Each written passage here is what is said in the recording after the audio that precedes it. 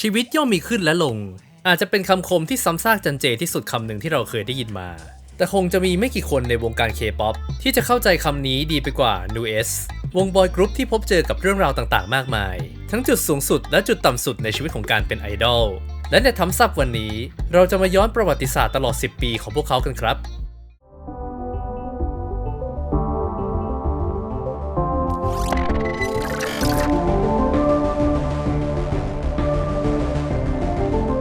ก่อนที่จะไปชมเรื่องราวในตอนนี้รบกวนกดปุ่ม Subscribe เพื่อให้กำลังใจและกดกระดิ่งแจ้งเตือนคอนเทนต์ใหม่ๆกันเยอะๆนะครับทั้งหมดเริ่มต้นขึ้นที่ Predis Entertainment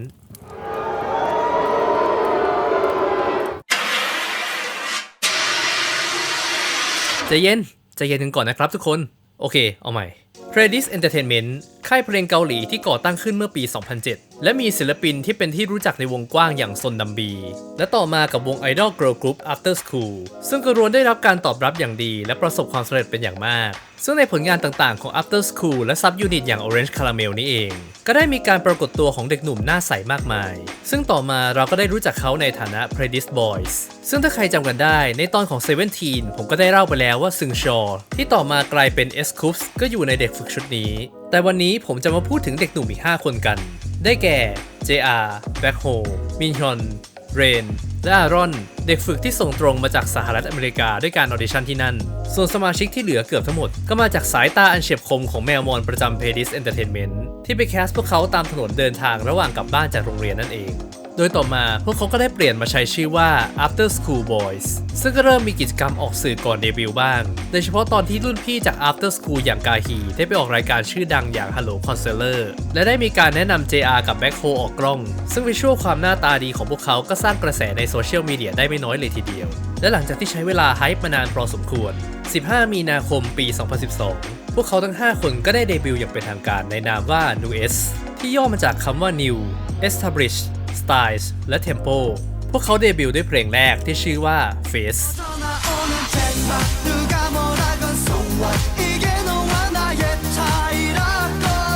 ด้วยเนื้อหาที่ชี้ให้เห็นถึงปัญหาสังคมโดยเฉพาะเรื่องราวของวัยรุ่นอย่างเช่นการกลั่นแกล้งกันในโรงเรียนและแนวเพลงมันๆที่มีความเฉพาะตัวก็ทำให้ NU'EST ได้รับกระแสตอบรับการเดบิวต์ที่ดีเป็นอย่างมากแม้ว่าปี 2012 จะเป็นการกำเนิดคลื่นลูกใหม่ของบรรดาบอยกรุ๊ปมากมายทั้ง BAP, B2B หรือแม้แต่ EXO เพลง Face ก็สามารถเดบิวต์ในชาร์ตใหญ่อย่าง Melon ได้ถึงอันดับ 15 ส่งผลให้พวกเขากลายเป็นศิลปินหน้าใหม่ที่น่าจับตามองที่สุดในช่วงนั้นซึ่งทางค่ายก็ไม่รอช้าต่อยอดกระแสของพวกเขาอย่างรวดเร็วด้วยการคัมแบ็กมินิอัลบั้มชุดแรก Action โดยพวกเขาก็ยังได้รับกระแสตอบรับที่ดีและมียอดต่างๆเติบโตขึ้นอย่างน่าพอใจขึ้นปี 2013 พวกเขาก็กลับมาอีกครั้งกับเพลงที่ชื่อว่า Yoboseyo หรือ Hello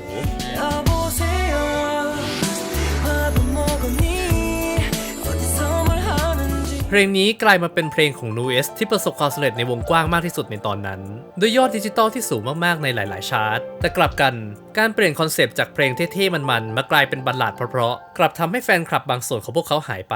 และยอดอัลบั้มของพวกเขาก็เริ่มตกลงหลังจากนั้นและจากการเปลี่ยนคอนเซปต์อีกครั้งกับเพลง Sleep Talking ที่กระแสก็ยังไม่ดีขึ้น Predis ก็ได้ทำในสิ่งที่พวกเขาคิดว่ามันจะกลายเป็นการสร้างเม็ดเงินมหาศาลให้พวกเขาในตอนนั้นแต่กลับกันนี่เป็นความผิดพลาดอย่างใหญ่หลวงพวกเขาตัดสินใจหยุดกิจกรรมการโปรโมทในเกาหลีของ NU'EST ทั้งหมดและจับมือกับค่ายเพลงจีนในตอนนั้นอย่าง Yehua Entertainment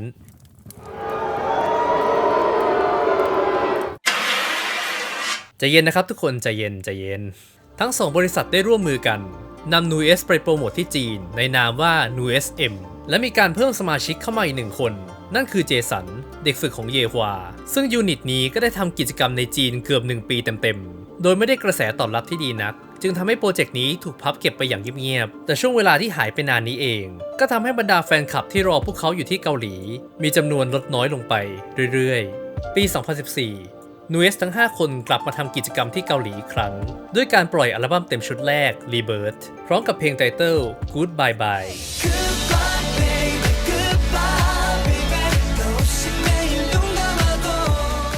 เนื่องจากเป็นอัลบั้มเต็มชุดแรกสมาชิก NU'EST ทุกคนจึงมีความคาดหวังเป็นอย่างมากพวกเขาใช้พลังทั้งหมดที่มีในการทำอัลบั้มชุดนี้แต่ก็ไม่มีเพลงไหนที่สามารถติดชาร์ตได้เลยรวมถึงยอดขายอัลบั้มที่ไม่ได้ดีขึ้นกว่าเดิม ทำให้ในช่วงปลายปี Predis ได้ตัดสินใจทำเรื่องแปลกประหลาดอีกครั้งด้วยการส่งพวกเขาไปเดบิวต์ทำกิจกรรมในประเทศญี่ปุ่นแทนซึ่งแม้ว่าจะได้รับกระแสตอบรับที่ดีระดับหนึ่งแต่การที่พวกเขาหายไปจากตลาดเกาหลีอีกครั้งทั้งที่เพิ่งกลับมาแถมคราวนี้ยังหายไปเกิน1 ปีก็ทำให้แฟนคลับในเกาหลีของพวกเขาแทบจะไม่เหลือซ้ำร้ายค่ายที่ดูแลจัดการพวกเขาในญี่ปุ่นก็ดูเหมือนจะใช้งานสมาชิกอย่างหนักและไม่เหมาะสมเช่นงานประเภทแฟนมีตที่เปิดโอกาสให้แฟนๆเข้าใกล้สมาชิกมากเกินความจำเป็นจนแฟนคลับที่หลงเหลือของพวกเขาได้ออกมาประท้วง Predis ถึงเรื่องนี้แต่ก็ไม่ได้รับคำตอบใดๆทั้งสิ้นทั้งหมดนี้ทำให้สมาชิกต้องทุกข์ทรมานและท้อใจเป็นอย่างมากแต่ช่วงเวลานี้ก็ได้ทำให้พวกเขาสนิทสนมกันมากขึ้นกว่าเดิมและรู้สึกได้ว่าพวกเขามีกันและกันเพียง5 คนเท่านั้นหลังจาก1 ปีครึ่งที่ไม่มีผลงานใหม่ใดๆในฝั่งเกาหลีเลยปี 2016 NU'EST ก็ได้กลับมาอีกครั้งพร้อมมินิอัลบั้ม Q-Is กับเพลงไตเติ้ล Overcome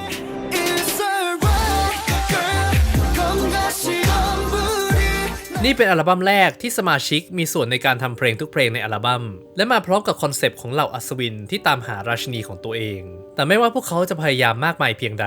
ในตอนนี้ NU'EST ก็กลายเป็นวงที่ไม่เป็นที่รู้จักในเกาหลีไปเสียแล้วจากวงที่เดบิวต์ติดชาร์ตเมลอนมียอดขายหลายหมื่นชุดกลายมาเป็นวงที่ทำยอดขายอัลบั้มไปได้เพียง 8,000 ชุดเท่านั้นและในมินิอัลบั้มชุดต่อมายอดขายของพวกเขาก็ลดลงเหลือเพียง 6,000 ชุดราวกับว่าไม่ว่าพวกเขาจะพยายามมากมายเพียงใดผลงานที่พวกเขาตั้งใจทำกันเองไม่ว่าจะออกมารูปแบบไหนก็ไม่มีใครเปิดใจที่จะฟังเลยมันเป็นช่วงเวลาที่ท้อแท้ของพวกเขาเป็นอย่างมากเพราะแม้ว่าจะเดบิวต์มาเป็นเวลา5 ปีแล้วแต่กลับไม่เป็นที่รู้จักโดยมินฮยอนจำได้แม่นว่าในงานแฟนไซน์ของเขาที่เปิดรับผู้เข้าร่วมจำนวนจำกัดที่100 คนซึ่งสำหรับวงอื่นๆต้องแย่งกันจนเต็มทุกที่นั่งอย่างแน่นอนแต่กลับมีแฟนๆมาเข้าร่วมอีเวนต์ของพวกเขาเพียงแค่ 50-70 คนเท่านั้นถ้าเป็นแบบนี้ต่อไปชื่อของ NU'EST ก็คงจะถูกลืมเลือนไปตามกาลเวลาหลังจากระยะสัญญาหมดอย่างแน่นอนถ้าพวกเขาไม่ทำอะไรสักอย่าง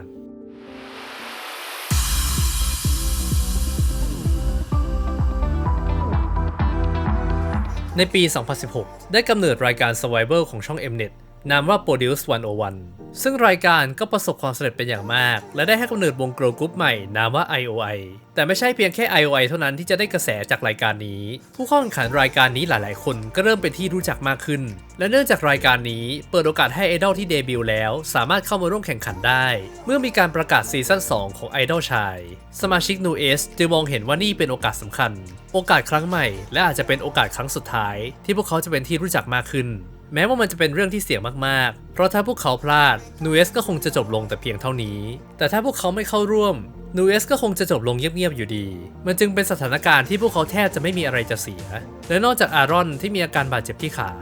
สมาชิกทั้ง4 คนที่เหลือของ NU'EST ก็เข้าร่วมแข่งขันรายการ Produce 101 ซีซั่น 2ซึ่งสิ่งที่กลัวกันไว้ก็เกิดขึ้นสมาชิก NU'EST ถูกโจมตีอย่างหนักทั้งผลงานในรายการช่วงแรกที่ทำได้ไม่ค่อยดีและถึงแม้จะมีฐานแฟนไม่เยอะแต่พวกเขาก็ยังได้เปรียบกว่าผู้เข้าแข่งขันรายการคนอื่นๆซึ่งก็กลายมาเป็นประเด็นที่ถูกโจมตีอย่างมากในโซเชียลมีเดียแต่เมื่อรายการดำเนินไปสมาชิก NU'EST ทั้ง4 คนก็เฉิดฉายเป็นอย่างมากทั้งแบ็คโฮที่ได้โชว์บุคลิกคนใจดีขัดกับลุคภายนอกรวมถึงเสียงร้องอันทรงพลังและคาลิสมาชายเกินร้อยจนได้รับฉายาว่าโจรป่าสุดเซ็กซี่เรนที่มีวิชวลที่สวยงามมากราวกับผู้หญิงแต่นิสัยใจจริงดันเป็นคนเฮฮาและสร้างเสียงหัวเราะให้กับคนรอบข้างตลอดทั้งรายการมินฮยอนที่มีบุคลิกและวิชวลที่งดงามราวกับเจ้าชายและขโมยซีนแทบจะทุกมิชชั่นจนแฟนๆชาวไทยต้องเรียกว่าฝาบาทและจงฮยอนหรือ JR ผู้ใช้ประสบการณ์ตลอด5 ปีในฐานะหัวหน้าวงของ NU'EST คอยนำลูกทีมของเขาในมิชชั่นต่างๆและไม่เคยแสดงความเห็นแก่ตัวออกมาเลยแม้แต่นิดเดียวก็ทำให้เขาได้รับสมญานามว่าลีดเดอร์แห่งชาติและในการประกาศผลโหวตรอบหนึ่งอันดับของจงฮยอนก็ยังขึ้นไปถึงอันดับสูงสุดของรายการนั่นคืออันดับ1อีกด้วยสมาชิก NU'EST ทั้ง4 คนไปถึงรอบสุดท้ายของรายการแต่กลายเป็นว่าฮวางมินฮอนกลายเป็นคนเดียวที่ติด11 คนสุดท้ายและได้เดบิวต์เป็นสมาชิกวันนาวันซึ่งในขณะที่เขาดีใจอย่างมากที่ได้รับโอกาสครั้งใหญ่เขาก็เสียใจอย่างหนักเช่นกันเมื่อสมาชิก NU'EST คนอื่นไม่มีใครติดมากับเขาเลยโดยเฉพาะการที่จงฮยอนไม่ติดอันดับ11 คนสุดท้ายก็กลายเป็นเรื่องราวที่ช็อกระดับประเทศเพราะทั้งเรื่องราวการพยายามและเสียสละของเขากลับได้รับตอนจบที่น่าผิดหวังแต่สมาชิกที่เหลือก็ต่างพากันดีใจที่อย่างน้อยหนึ่งในพวกเขาก็ได้รับโอกาสที่จะเฉิดฉายอีกครั้งสมาชิกทุกคนและทีมงานจากค่ายได้ไปกินเลี้ยงบาร์บีคิวหลังจากการถ่ายทำรายการตอนสุดท้ายสิ้นสุดลงในขณะที่ทุกคนกำลังดื่มเพื่อคลายความเศร้านั่นเองสิ่งมหัศจรรย์ก็เกิดขึ้นผลงานเพลงเก่าๆของ NU'EST พากันติดชาร์ตในอันดับสูงๆทันทีหลังจากที่รายการจบลงโด ดยเฉพาะเพลง Hello ที่บางส่วนไม่พอใจกับการเปลี่ยนคอนเซปต์ในตอนแรกก็กลายมาเป็นหนึ่งในเพลงที่ฮิตที่สุดในช่วงนั้นไปนี่คือการเกิดใหม่ของ NU'EST อย่างแท้จริงสิ่งที่พวกเขาพยายามในรายการมันไม่สูญเปล่าจากการดื่มเพื่อคลายความเศร้าก็กลายเป็นการดื่มเพื่อความหวังครั้งใหม่ที่จะเกิดขึ้นในขณะที่มินฮยอนเริ่มทำกิจกรรมกับวันวันแฟนๆที่เพิ่มขึ้นจากรายการก็ได้เรียกร้องให้ Predis เริ่มป้อนกิจกรรมใหม่ๆให้กับสมาชิก NU'EST 4 คนที่เหลือในเร็ววันซึ่งมันก็นำมาสู่การเดบิวต์ซับยูนิตครั้งใหม่ในปี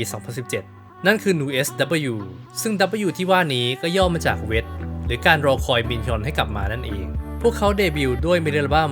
W Here พร้อมกับเพลง Where You At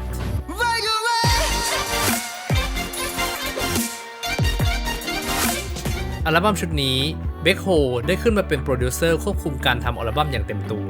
โดยก็ยังต่อยอดคอนเซปต์ตามหาราชินีจากเพลงครั้งก่อนๆซึ่งอัลบั้มนี้ก็ทำยอดขายทะลุ 200,000 ชุดไปได้ภายในเวลาสัปดาห์เดียวแต่สิ่งที่สำคัญที่สุดนั่นคือหลังจากระยะเวลา 5 ปีครึ่งนับตั้งแต่เดบิวต์ NU'EST สามารถคว้าถ้วยรางวัลรายการเพลงเป็นครั้งแรกมาได้ซึ่งนี่อาจจะเป็นหนึ่งในโมเมนต์ที่เซอร์เรียลที่สุดในวงการ K-POP เท่าที่ผมเคยเห็นมาเลยทีเดียว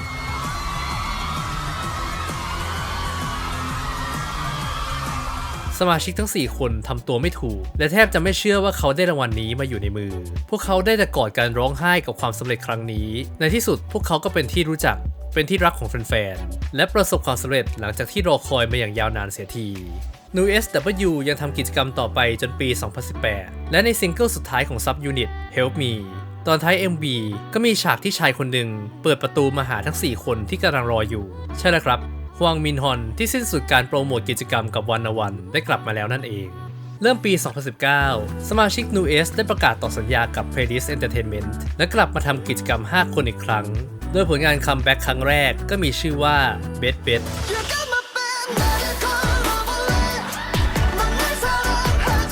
ซึ่งเพลงนี้ก็ทำหน้าที่เป็นการปิดฉากคอนเซปต์อัศวินที่ตามหาราชินีที่ดำเนินมาตั้งแต่ปี 2016 NU'EST ยังปล่อยผลงานที่ประสบความสำเร็จอย่างมากมายโดยเฉพาะกับเพลง Love Me ที่กวาดถ้วยรางวัลได้จากทุกรายการเพลงยิ่งแสดงให้เห็นชัดว่าพวกเขาได้กลายเป็นบอยกรุ๊ประดับท็อปของวงการไปแล้วอย่างแท้จริงหลังจากที่ Predis ถูกควบกิจการโดยค่าย Big Hit ซึ่งต่อมาได้กลายมาเป็น Hype Corporation กิจกรรมในฐานะวงของ NU'EST ก็เริ่มลดน้อยลงและหันมาโฟกัสงานเดี่ยวมากขึ้นในฐานะบทบาทใหม่ๆและในเดือนกุมภาพันธ์ปี 2022 Predis ก็ได้ออกมาประกาศว่าสัญญาของสมาชิก NU'EST จะสิ้นสุดลงอย่างเป็นทางการในวันที่ 14 มีนาคมโดยอารอน JR และเลนเลือกที่จะไม่ต่อสัญญาสมาชิกทุกคนได้เขียนจดหมายถึงแฟนๆเพื่อเป็นการอำลายืนยันถึงการปิดฉากของวงอย่างเป็นทางการในวันที่ 15 มีนาคมปี 2022 วันครบรอบ 10 ปีของวง NU'EST ได้ปล่อยผลงานสุดท้ายเป็นอัลบั้มรวมฮิต Needle and Bubble พร้อมกับเพลงอำลา Tashi Bomb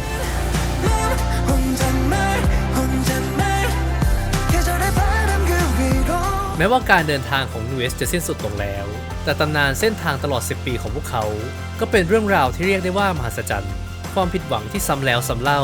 แต่สุดท้ายความพยายามก็ย่อมได้รับผลตอบแทนพวกเขาเดินทางมาได้ไกลกว่าที่ฝันไว้จริงๆและแม้การเดินทางหนึ่งจะจบลงแต่มันก็ก่อกำเนิดการเดินทางใหม่ทั้ง 5 สายขึ้นซึ่งสักวันหนึ่งเส้นทางทั้ง 5 สายนั้นมันอาจจะกลับมาประจบกันอีกก็เป็นได้지금까지 뉴스였습니다. 감사합니다.